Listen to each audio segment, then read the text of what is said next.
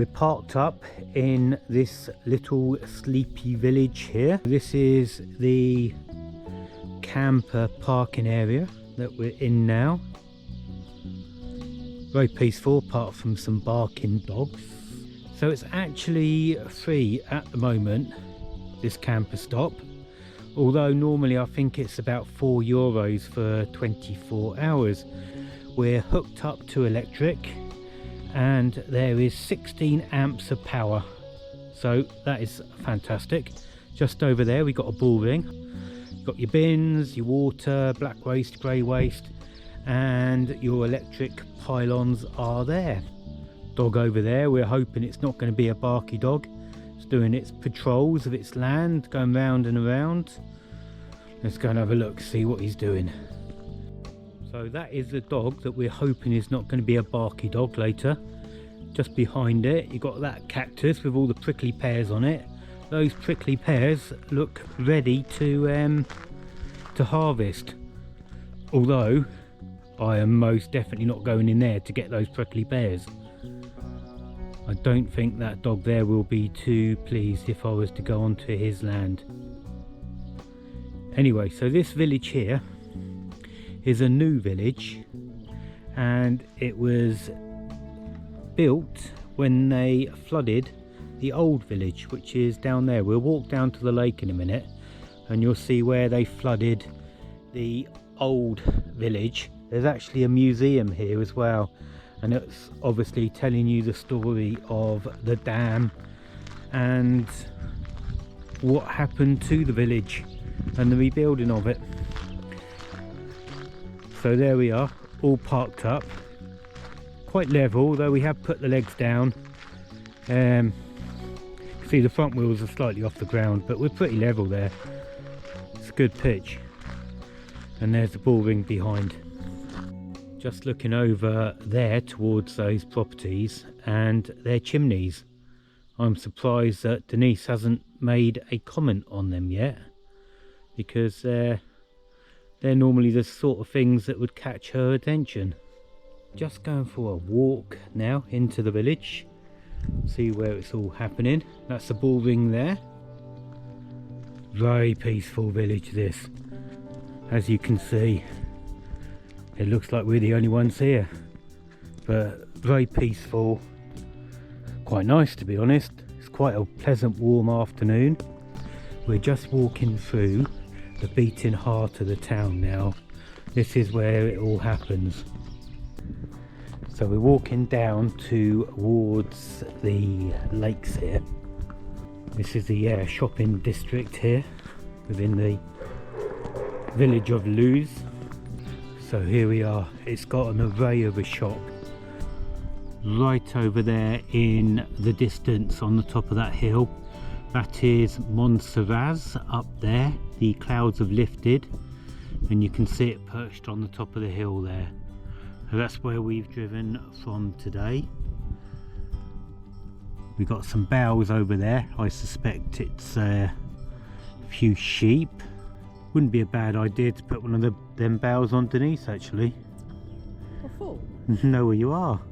It would save me calling her name. I'd just have to listen for her bell.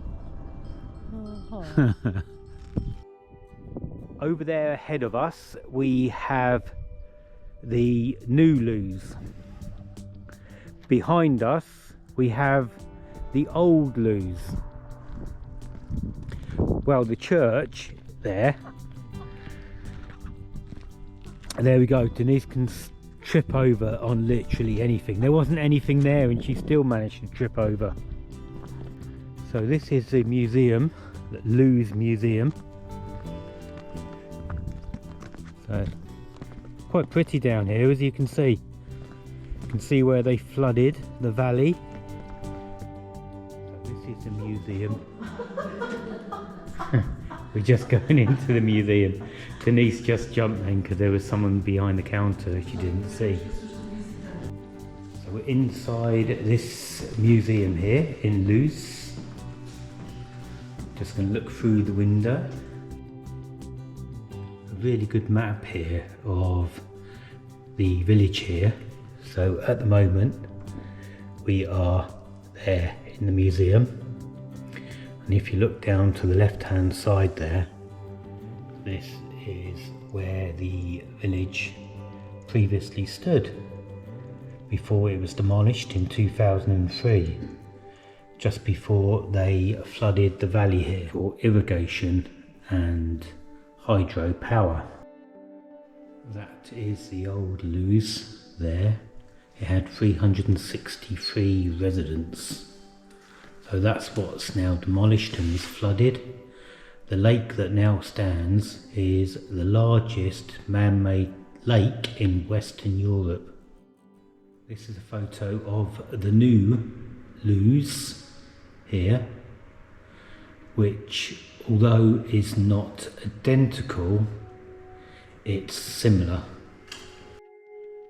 This is a replica of one of the vessels, the fishing boats that would have been used here on the river and in the valley before it was flooded. An interesting little museum, this one. So it's got lots of artefacts from the village, the old village that was been brought here just for show, and interesting photos. These are interesting here. These are actually beehives made out of tree bark. Never seen hives like that before. Massive bellows here used for the metalwork. Huge bellows. It is actually quite surprising this, for such a small village. The museum that they have here is quite a good size. Interesting. Looks like a bathtub down here. Quite tempted to take it back and put it in the motorhome. It'll probably fit okay. Into the next part of the museum. So this is a replica here of the houses and how people lived.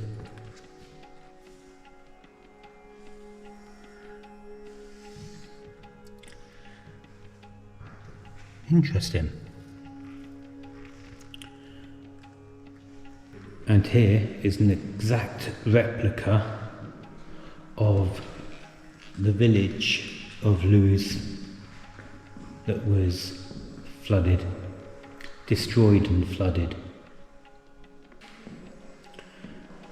This apparently was actually made by a local resident here in the new village.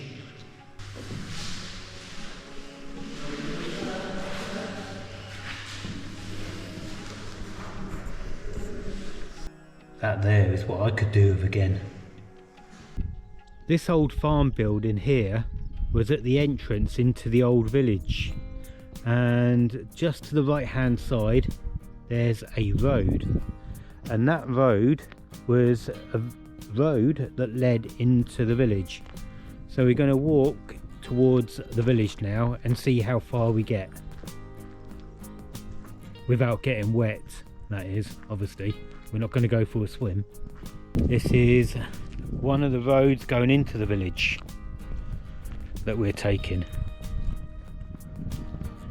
Very peaceful here, beautiful countryside.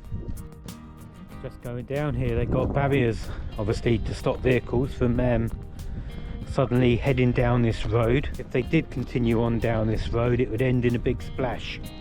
Lots of geese there. Over there where the church is, you can see the roofs of the new town, the new village over there. This here is literally the end of the road. It's where it goes into the flooded valley here. You can see where silt has built up on the road as it leads down. Just shows how much the water level has fallen. If you enjoy watching our videos and would like to join us on our travels, then click on that like button, subscribe to our channel. It's free to do so, and come along with us on our journeys. On the way back to the motorhome now. Bullring straight ahead, and I think we're going to have a lovely sunset. We are just about to leave this park up that we've been staying on.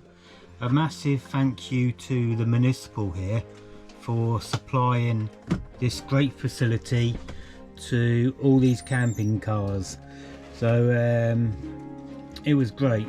All the services, free electric and 16 amps of electric, all for free. I'll put the 3 words below. You can stay here for 72 hours if you wish. 72 hours might be too long, but if you just want to sit and relax and do nothing, it might well suit you. So we're off now.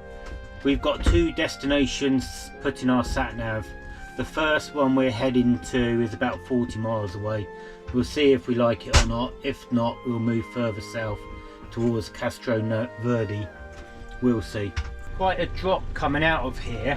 There's a few warnings to be a little bit cautious coming out, so that's what Denise is being now. She's being cautious. Yeah, we're out. We're on the pavement and we're out, so that's all good. Off we go. So we're just coming up to our first bridge of the afternoon. So this is another bridge that is going over the flooded valleys here that make up this fantastic landscape. Another bridge over there in the distance. This was only flooded 20 years ago, so all these bridges are relatively new. Going through this quite tight village here. We are on the right road. Getting some funny old looks. I know Denise always gets some funny old looks, but she's getting more than normal. So typical Portuguese village road this. Just cobbled. So yeah, looks like we made it out the village. Too soon. Yeah, I better not speak too soon, there's more houses down here. So we're back onto a tarmac road now, which is always bonus. Okay. Yeah, tarmac road, fantastic.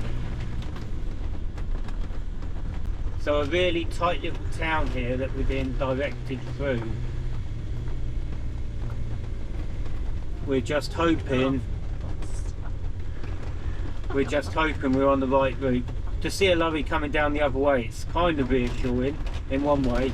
It means it's obviously wide enough, but you just don't want to see another one. Oh my God. There we go. We just don't want to see another one of those come around the corner. Quite a nerve-wracking little town going through here, because these old towns, you never actually know what you're going into, and you're just reliant on your sat-nav. And as everyone knows, sat-navs aren't always the most reliable. So we're hoping now that we're on our way out of this town, which wasn't overly attractive. So it looks like we are out of that town almost now, which is of a relief, to be honest. Right, so we're about a mile away from the campsite that we're staying on tonight. We're just stopping here. These villages that we've been through in this district, not particularly that pretty. Up on the hill there is the walled town, so we'll go and have a look in that before we leave, but we're not going to spend long here. Here we are, parked up in Serpa, little campsite, old windmill there in the middle of the campsite. Just going into Serpa now for a quick look around before we head on towards Castro Verde. This campsite, as you can see, it's a fair size, quite sloping pitches that side. You'd have trouble trying to get level. This campsite cost €10 a night, which on the face of it is reasonable, and it is. For us, possibly not quite worth it. An extra €2.50 for the electric. They're only offering 6 amps of electric. Just noticed this walking around. They seem to use a lot of rubbish and put it into art in Portugal. It's been over walls and all sorts of places, but this is just a small bit that they've done here, which is quite effective really. So we got a dog, a rubbish dog, being pulled by the guy there in Banksy style. We're just walking into the old part of Serpa now, which is an old medieval walled city, or walled town, probably more like it. So that's where we're going into now.